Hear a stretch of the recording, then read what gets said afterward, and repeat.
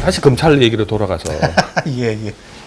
이 검찰이 서야 나라가 사는 거 아니겠습니까? 예, 예. 근데 지금 검찰의 그 사법 시험 제도 있지 않습니까? 아, 예. 이게 저는 소년 검사 하시는지 모르겠습니다만은 사회적 경험도 없이 검사라는 직을 막강한 힘을 사용하지 않습니까? 예. 물론 처음부터 뭐 이런 큰 사건은 다루지 않겠습니다만은 그거 조금 이상 우리 사회에서는 너무 일찍 이렇게 검사라는 직을 가지고 뭐 하는 것도 조금 제도적인 혹시 장치가 하나 더 있으면 좋겠다라는 생각은 들거든요.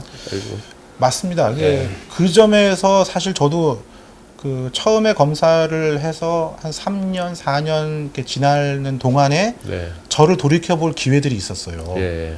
그 저를 돌이켜봤 그 기회가 사실은 변호사를 하면서 돌이켜봤습니다. 예. 그러니까 변호사로서 검찰을 바라보는 눈이 예.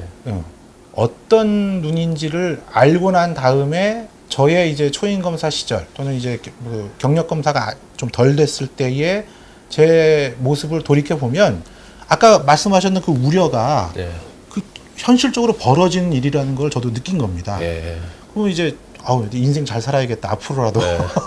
자기 반성을 하기가 쉽지 않으신데 그래도 여러 가지 생각을 많이 하셨네요. 그러니까 그 사이에 처리하는 사건이 워낙 많아서 예. 그 기억이 나는 사건들이 있거든요. 예. 그러면 그 사건 그 좀 더 잘할 걸. 그 피의자가 얼마나 억울했을까. 그렇죠. 제가 그 사람이 죄가 없는데 뭐 기소를 했다 이런 잘못이 아니라 그런 반성이 아니라 그 사람이 그때 얘기하는 것을 사실 한 번 더 들어주고 한 번 더 조사를 하는 것이 그 사람의 억울함을 굉장히 없앨 수 있는데 네. 내가 그때 그렇게 못했다라는 걸 이제 알게 되는 겁니다. 근데 사실 그게 그만큼 저도 경험이 쌓이니까 그 생각을 하는 거거든요. 그제서야. 예, 근데 경험이 없는 그러니까 뭐 30대 초반, 네. 30대 막 들어가는 그 검사로서는 우모 검사는 생각을 뭐 못 하는 거죠. 대학교 3학년 때 됐다니까요. 예. 그러니까 생각 자체를 못 하는 거예요. 네, 아무리 그렇죠. 똑똑하다 네. 하더라도 사회적 경험이 떨어지니까. 그러니까요. 그래서 그런 측면에서는 검찰이 그 스스로 이제 그 제도 개혁을 좀 했었어요. 예를 들어서 6개월간 신임 검사가 경력 검사 밑에서 같이 이제 사건을 15로? 어떻게 해야 네. 되는지 네. 15하고는 다릅니다. 또 다릅니까? 예, 그러니까 네. 15는 사법연수원 때 이제 뭐 과거에는 한 6개월, 또 뭐 4개월, 2개월 이런 식으로 이렇게 조금씩 줄어들긴 했는데 그렇게 하는 게 15고 이거는 검사예요. 검사고 검사로서의 모든 권한을 행사할 수 있지만 내부적으로 이제 도제 교육을 하듯이 그래서 경력 검사 방에 그 신임 검사를 배치를 해서 거기서 한 6개월 정도는 보고 배우게 하는 거죠. 근데 저는 그런 측면에서 요새 팀제 수사를 많이 한다고 하지 않습니까? 그러니까 팀제 수사를 많이 하는 것을 아예 일반화를 시켜서 경력 뭐 3년이나 4년 차 이하의 검사들은 그 팀원으로서 수사를 하도록 하고 그 과정에서 경력 검사들이 이 수사 노하우나 또는 뭐 그게 뭐 맞는 말인지 모르겠습니다만은 인간적인 성숙도 그것도 이제 보여줄 수 있도록 하는 것이 그게 필요하다.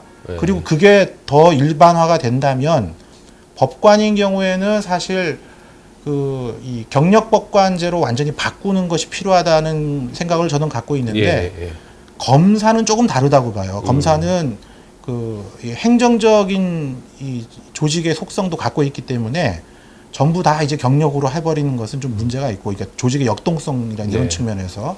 그래서 아까 같이 그런 팀제 수사를 일반화하면서 그 안에서 도제식 교육이라고 우리가 흔히 말하는 그런 경험들을 더 쌓게 만들어주는 게 그게 이제 지금은 필요한 시대가 되지 않았느냐. 좀 선배 변호사가 훌륭해야 되겠네요. 예. 그거 하려면. 또 그렇게 하려면 사실 검찰이 수사 권한을 많이 내려놔야 돼요. 내려놔야 돼요. 예. 그리고 지금 말씀하시다 보면은 많은 일을 처리해야 될 그 수사량이 많습니까? 엄청나게 배당되는 많죠. 양이. 예. 엄청나게 많습니다. 그러면 전체적인 숫자도 조금은 늘릴 필요가 있다. 숫자는 계속 늘어났어요. 늘어났는데 사회가 이제 발달할수록 분쟁의 수도 다양해지지 않습니까? 그렇기 때문에 검사의 업무 부담은 크게 줄어들진 않는 거죠. 하여튼 그런 부분에서 이 검찰개혁이라는 게 늘 우리가 권력과 검찰로만 볼 게 아니라 법과 법률 소비자 그 저 밑에서부터 인권의 사각지대에 있는 분들을 세세하게 살필 수 있는 이런 개혁의 방향으로 가는 게 맞다. 맞습니다. 이런 주장인 것 같습니다. 어쨌든 훌륭한 말씀입니다. 제가 이제 그 마무리하는 말씀을 겸해서 검찰이 서야 나라가 선다. 검찰이 살아야 나라가 산다. 근데 그건 방향이 어떻게 잡느냐가 중요한 것 같습니다. 혹시 이제 마지막으로 변호사님 예.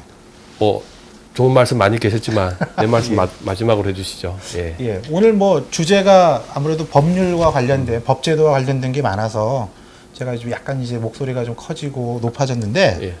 사실 법이라고 하는 게 인정사정 없다고 말씀하시는 분이 많잖아요.